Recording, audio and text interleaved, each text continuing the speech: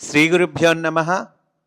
శ్రీరామకృష్ణ పరమహంస గారు మనలో మార్పును తీసుకువచ్చే ఎంతో గొప్ప విషయాన్ని, ఆ తత్వాన్ని చిన్ని కథల ద్వారా ప్రసాదించారు.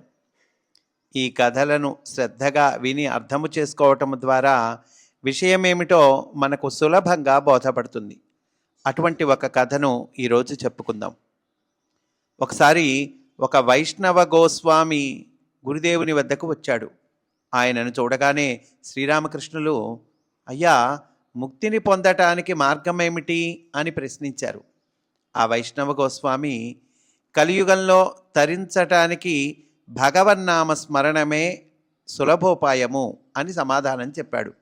అప్పుడు గురుదేవులు దానిని వివరిస్తూ ఆ గోస్వామికి ఇలా ప్రబోధించారు.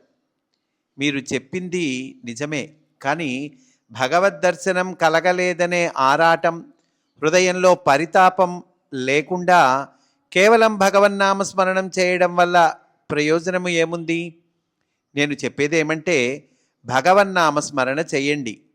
దానితో పాటు భక్తి కలగాలని, ప్రాపంచిక బంధాలైన పేరు ప్రతిష్టలు, సంపదలు, ఇంద్రియ భోగాల మీద కోరిక తగ్గిపోవాలని భగవంతుణ్ణి ప్రార్థించండి.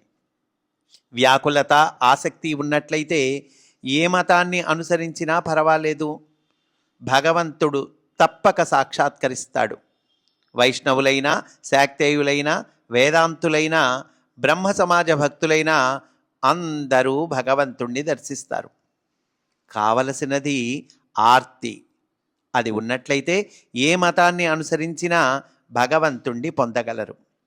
కానీ స్వమత దురభిమానం ఉన్నవాళ్ళు మాత్రం నా మతం ఒక్కటే సత్యమని, తక్కినవన్నీ కాదని తలుస్తారు, తగువులాడుకుంటారు. కానీ భగవంతుని స్థితి ఇది అని ఎవ్వరూ నిర్ణయించలేరు, నిర్వచించలేరు. అది ఎవరికీ సాధ్యం కాదు. భగవంతుడు సర్వలక్షణ సమన్వితుడు. ఒక కథ చెబుతా విను. ఒక ఊరిలో నలుగురు గుడ్డి వాళ్ళు ఉన్నారు. వాళ్ళు ఒకసారి ఏనుగును చూడాలని బయలుదేరారు.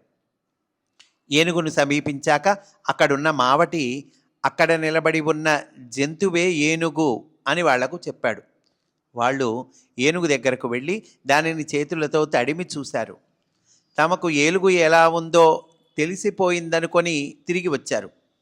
ఆ నలుగురిలో ఒకడు ఏనుగు స్తంభంలాగా ఉందని చెప్పాడు. కారణం ఏమిటంటే వాడు ఏనుగు కాలును మాత్రమే తాకి చూచాడు. మరొకడు ఏనుగు చేటలాగా ఉందని చెప్పాడు. కారణం ఏమిటంటే వాడు ఏనుగు చెవిని మాత్రమే స్పృశించాడు.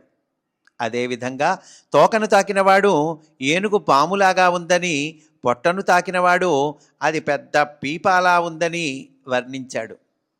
ఆ గుడ్డివాళ్ళు ఆ ఏనుగు శరీరంలోని ఒక్కొక్క భాగాన్ని మాత్రమే తాకారు.